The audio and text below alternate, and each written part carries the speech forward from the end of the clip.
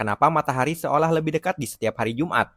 Sebenarnya ini perasaan dan pengalaman gua aja. Gua nggak tahu apakah kalian juga merasakan bahwa Jumat selalu lebih panas, lebih terang, dan lebih terik. Secara metodologis emang nggak ada bukti bahwa Jumat selalu lebih panas dibanding hari lain karena cuaca ditentukan oleh sirkulasi udara, tekanan, dan kelembaban, bukan spesifik hari tertentu. Karena kan gue juga pasti pernah menemui hari Jumat di mana hujan turun dengan sangat lebat. Tapi kalau berbicara terkait efek perceived heat alias panas yang terasa lebih tinggi dari suhu sebenarnya khusus di hari Jumat, agaknya ini bisa gue jelaskan deh.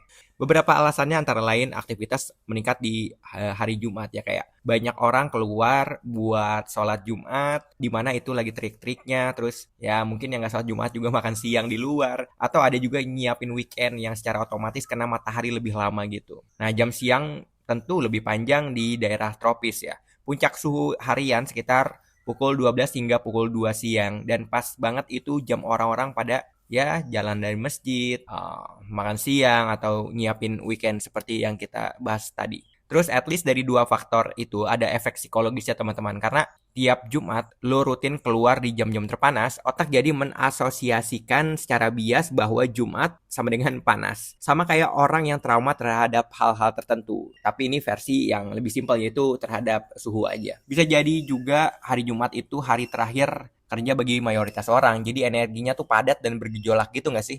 Pasti sering ngerasain jalanan lebih rame, suasana kantor mepet deadline, terus banyak orang juga lagi ngejar target sebelum ditutup untuk menyambut weekend.